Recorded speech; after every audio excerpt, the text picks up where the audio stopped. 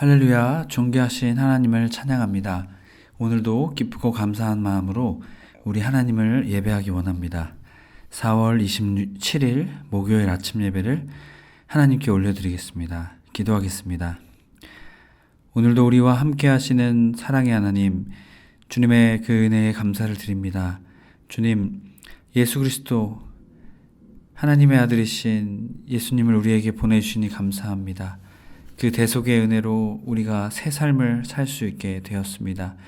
그 은혜와 주님의 사랑을 늘 기억하며 살아가는 우리 모두가 되게 하여 주옵소서. 우리 주 예수 그리스도의 이름으로 기도드립니다. 아멘. 시편의 말씀으로 우리 하나님을 찬양하기 원합니다. 시편 98편 7절, 8절, 9절 말씀입니다. 우리 함께 합독하여 있습니다. 바다와 거기 충만한 것과 세계와 그 중에 거하는 자는 다 외칠지어다. 여호와 앞에서 큰 물을 박수할지어다. 산악이 함께 즐겁게 노래할지어다. 그가 땅을 심판하러 임하실 것이미로다. 그가 의로 세계를 판단하시며 공의로 그의 백성을 심판하시리로다. 아멘. 오늘 우리에게 주신 하나님의 말씀은 민수기 19장 1절에서 10절까지 말씀입니다. 매일 성경 175페이지에 있습니다. 우리 함께 합독하여 있습니다. 여호와께서 모세와 아론에게 말씀하여 이르시되 여호와께서 명령하시는 법의 율례를 이제 이르노니 이스라엘 자손에게 일러서 온전하여 흠이 없고 아직 멍에 매지 아니한 붉은 암송아지를 내게로 끌어오게 하고 너는 그것을 제사장 엘르아살에게 줄 것이요 그는 그것을 진영 밖으로 끌어내어서 자기 목전에서 잡게 할 것이며 제사장 엘르아살은 손가락에 그 피를 찍고 그 피를 회막 앞을 향하여 7번 뿌리고 그 암소를 자기 목전에서 불사르게 하되 그 가죽과 고기와 피와 똥을 불사르게 하고 동시에 제사장은 백향목과 우슬초와 홍색실을 가져다가 암송아지를 사르는 불 가운데로 던질 것이며 제사장은 자기 옷을 빨고 물로 몸을 씻은 후에 진영에 들어갈 것이라. 그는 저녁까지 부정하리라. 송아지를 불사른 자도 자기의 옷을 물로 빨고 물로 그 몸을 씻을 것이라. 그도 저녁까지 부정하리라. 이에 정결한 자가 암송아지의 죄를 거두어 진영 밖 정한 곳에 둘지니 이것은 이스라엘 자손 회중을 위하여 간직하였다가 부정을 씻는 물을 위하여 간직할지니 그것은 속죄제니라. 암송아지의 죄를 거둔 자도 자기의 옷을 빨 것이며 저녁까지 부정하리라. 이는 이스라엘 자손과 그 중에 거류하는 외인에게 영원한 율례니라. 아멘. 할렐루야. 오늘 하루의 첫 시작도 주님께 올려드리게 나온 해림의 모든 성도님들을 주님의 이름으로 축복합니다. 오늘 말씀은 붉은 암송아지의 죄라는 제목으로 은혜의 말씀 나누고자 합니다. 정결법에 대한 말씀을 오늘 하고 계신데요. 죽음, 가장 근원적인 부정의 형태였습니다. 죽은 사람과의 접촉은 불가피합니다. 그래서 하나님은 죽은 사람으로 인해 생긴 부정을 정결하게 하는 방법을 마련하십니다. 특별히 이 정결법은 신체나 일상의 주변 주요 사물들을 의식적으로 정결의 유지를 통해 진정 거룩해야 할 그리스도인, 하나님의 백성, 그들을 위한 교훈하는 정결법이 바로 이것입니다.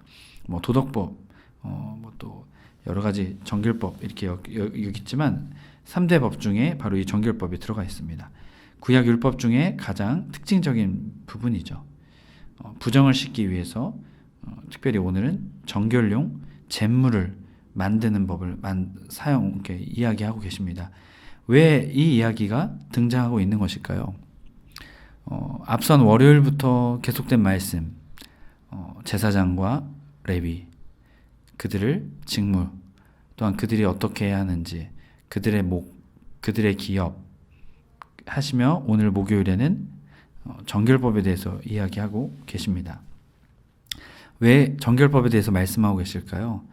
앞선 고라의 반역 때문이었습니다. 고라의 반역 때 약 15,000명의 사람의 사상자가 발생하게 되었죠. 결국 이스라엘이 부정에 노출되었다라는 것입니다. 이 부정에 노출되었다라는 것은 죄에 노출되었다라는 것입니다. 그렇게 이 문제를 반드시 해결해야만 했다라는 것이죠. 모든 죽음은 죄의 결과로 보게 됩니다. 그리고 죽음 이후에는 무엇이 있습니까? 부패가 있습니다. 바로 이 죽음, 죄의 결과로 인간 누구에게나 다 미치게 되는 죄라는 것이죠. 그래서 이것을 속죄할 필요가 있다는 것이죠. 이것을 정결케 해야 될 그 의무가 하나님의 자녀들에게 있다라는 것이죠. 그래서 오늘 하나님께서는 모세와 아론에게 이것을 말씀하고 계십니다. 1절 여호와께서 모세와 아론에게 말씀하여 이르시되 여호와께서 명령하시는 법의 율례를 이제 이르노니 이스라엘 자손에게 일러서 온전하여 흠이 없고 아직 멍에 매지 아니한 붉은 암송아지를 내게로 끌어오게 하고 너는 그것을 제사장 엘레아살에게 줄 것이요 그는 그것을 진영 밖으로 끌어내어서 자기 목전에서 잡게 할 것이며 제사장 엘레아살은 손가락에 그 피를 찍고 그 피를 회막문 앞에 7번 뿌리고 그 암소를 자기 목전에 불사르게 하되 그 가죽과 고기와 피와 똥을 불사르게 하고. 자, 오늘 말씀은요, 붉은 암송아지를 통해 정결하게 하는 제를 만들어서 그것을 물을 통해 정결하게 하는 정결식을 할 수 있도록 이러한 이야기를 말씀하고 계신 것입니다. 특별히 모세와 아론에게 왜 둘 다 말씀하셨을까요? 이 붉은 암송아지를 잡는 과정은요, 아론의 아들이었던 엘르아살이 감당해야만 했기 때문에 모세와 아론 둘 다에게 하나님께서 말씀하고 계신 것입니다. 결국 제사장 엘르아살을 통해서 이 붉은 암송아지를 잡게 되었다는 것이죠. 특별히 앞선 말씀에서도 죽음은 부정케 된 자 이런 의미가 있습니다. 특별히 이 붉은 암송아지를 잡는 과정은 조금 일반적인 제사의 과정과는 조금은 다릅니다. 원래는 이 예식을 통해서 원래는 하나님 앞에서 이 짐승을 잡아야 했습니다. 하지만 전혀 다른 방식으로 조금 진행이 되고 있죠. 특별히 암소가 등장하는데요. 이 암소는 어떠한 의미가 있을까요? 생명을 낳는 존재죠. 그렇기 때문에 생명을 전달해주는 존재로서 이 암소가 오늘 제사의 제물로 하나님께 드려지게 됩니다. 특별히 붉은 암송아지를 가지고 오라라고 말씀하고 계시죠. 붉은은 아둠마, 강력한 생명력을 상징합니다. 그리고 멍에를 매지 않았다. 멍에를 매게 되면 짐승에게 상처가 납니다. 그렇기 때문에 상처가 나지 않은 흠이 없는 붉은 암송아지를 하나님께 드릴 것을 말씀하고 계신 것이죠.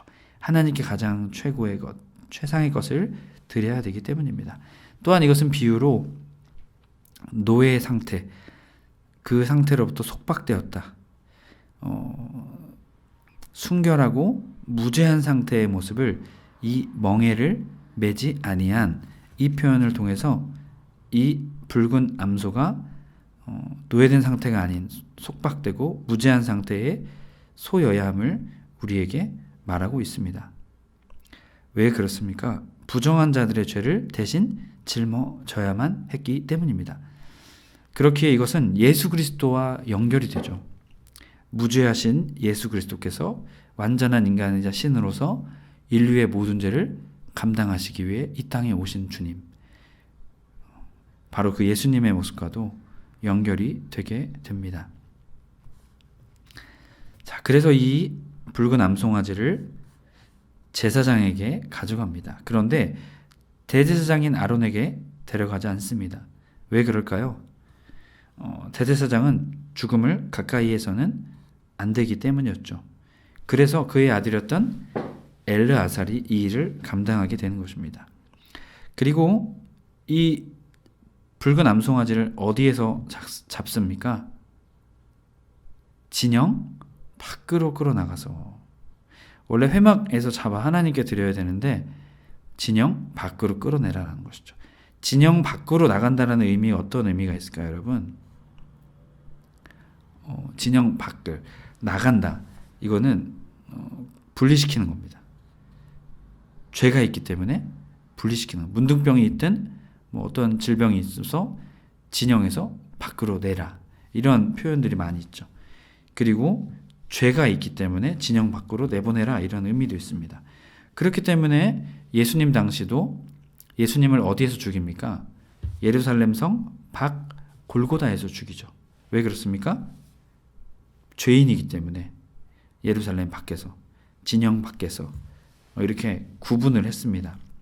그렇기 때문에 진영 밖으로 끌고 나가서 잡게 할 것을 말했던 것이죠. 자, 그리고 4절 말씀 보면 그 피를 찍고 그 피를 회막 앞에 향하여 7번 뿌리고, 피는 원어로 땀, 생명의 의미입니다. 죽음으로 들여지는 생명이다라는 것이죠.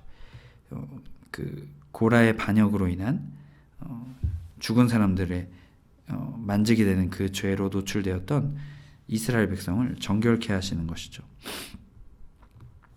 5절 말씀 보면 그 암소를 자기 목전에 불사르게 하되 그 가죽과 고기와 피와 똥을 불사르게 하고, 자, 이것은요, 제물의 전체를 태워야 된다는 것을 나열하는 것을 통해서 짐승의 전체 것을 진영 밖에서 태워서 하나님께 드려야 된다라고 말합니다. 그런데 특이한 것은 동시에 라는 단어 6절에 나오는데요, 제사장은 백향목, 우슬초, 홍색실을 가져다가 암송아지를 사려는 불 가운데 던질 것이며, 자, 백향목은요, 생명의 영원, 영속성을 의미하는 백향목입니다.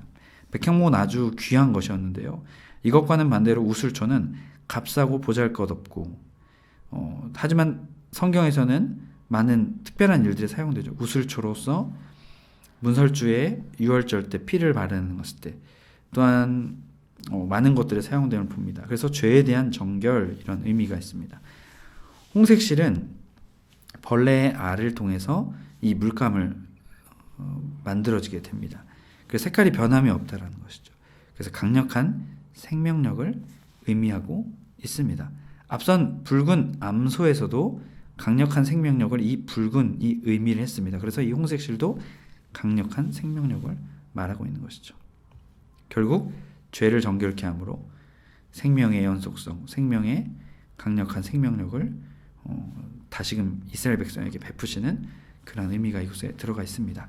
7절, 제사장은 자기 옷을 빨고 물로 몸을 씻은 후 진영에 들어갈 것이라. 그는 저녁까지 부정하리라. 8절, 송아지를 불사른 자도 자기 옷을 물로 빨고 물로 그 몸을 씻을 것이라. 그도 저녁까지 부정하리라. 자, 엘르아살도 저녁까지 부정합니다.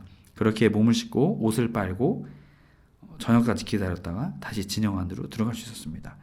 또한 함께 송아지를 불사른 사람도 동일한 몸을 씻고 옷을 빨고 저녁까지 부정하게 되었죠. 결국 이를 통해서 이 공동체의 유익을 위해, 공동체의 정결을 위해 누군가의 수고가 있다라는 것이죠.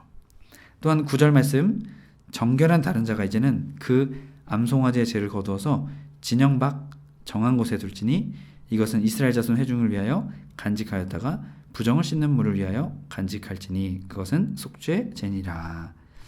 자, 이 죄를 옮겨서 이제 부정을 씻어주는 물을 사용할 때에 이것을 사용해라라는 것이죠.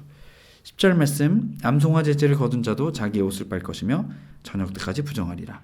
이는 이스라엘 자손 중 그 중에 거류하는 외인의 영원한 율례이니라. 자, 이스라엘인뿐만이 아니라 이스라엘에 거하는 이스라엘 공동체 안에 속해 있는 외부인들도 다 동일한 이 규칙이 적용된다는 것이죠.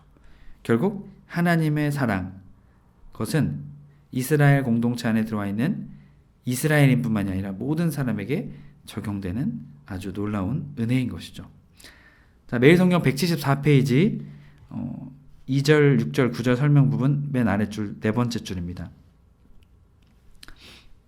이는 흠없는 붉은 암송아지가 이스라엘 진영의 모든 부정을 대신 짊어지고 진 밖에서 죽음으로써 성소를 위한 속죄와 진영의 정화가 이루어짐을 의미했습니다. 이 제의적인 의미는 예수님에게서 완전히 성취되었습니다. 암송아지의 제가 육체를 정결하게 했다면 아무런 죄와 흠이 없으신 예수님이 죄를 짐을 지고 예루살렘 밖에서 십자가에 달려 쏟으신 피는 우리의 양심과 행실까지 깨끗하게 하기에 부족함이 없습니다. 아멘. 결국 하나님께서는 고라의 반역, 그것으로 인한 그들의 부정을 정결케 하기 위해서 붉은 암송아지를 잡아 하나님께 온전히 드릴 것을 말씀하셨습니다. 여러분, 이 주님의 사랑이 예수 그리스도를 통해 우리에게 나타나고 있죠. 우리를 정결케 하고 하나님과 우리를 화목케 하기 위해서 예수님께서 오셨다라는 것입니다. 여러분, 결국 예수님의 그 놀라운 은혜가 이 붉은 암송아지를 통해 오늘 이스라엘 백성에게, 또한 하나님의 그 사랑이 이스라엘 백성과 오늘 우리에게 흐르고 있는 것입니다. 이것이 주님의 마음입니다. 우리를 정결케 하고 우리를 다시금 하나님과 화목하게 하고 하나님과 친밀하고 깊은 믿음의 단계로 나아가기로 하시는 그 주님의 마음이 오늘도 있습니다. 여러분, 오늘도 예수 그리스도의 그 이름, 그것을 의지하며 회개하며 더욱더 하나님께로 나아가는 우리의 삶이 될 때 하나님은 우리의 삶을 기뻐하실 것입니다. 그 믿음의 사람 되시길 주님의 이름으로 간절히 축복합니다. 아멘. 기도하겠습니다. 사랑과 은혜가 충만하신 하나님, 당신의 아들 독생자 예수 그리스도를 이 땅에 보내주심으로 주님, 우리의 모든 죄를 사하시고 다시 우리와 화목케 하셨습니다. 하나님의 그 사랑 오늘 이스라엘 백성에게도 내려지고 있습니다. 고라의 반역이 있었지만 다시금 그들을 세우시고 그들에게 사랑과 은혜를 베푸시는 주님, 다시금 하나님과 화목케 하기 위해 하나님의 놀라운 사랑과 은혜가 있음을 믿습니다. 주님, 오늘도 우리를 향한 그 주님의 사랑, 다시금 하나님과 더 깊은 관계로 나아가기 원하시는 주님의 마음을 깨달아 더욱더 주님 뜻으로 나아가는, 주님께 회개하며 더욱더 주님께 가까이 나아가는 우리의 삶이 되게 하여 주옵소서. 주님, 그 삶이 은혜의 삶이고 기쁨의 삶인 줄 믿습니다. 주님, 그 기쁨의 삶 살아가게 하여 주옵소서. 우리 주 예수 그리스도의 이름으로 기도드립니다. 아멘. 주기도문으로 마치고 자유롭게 기도하겠습니다.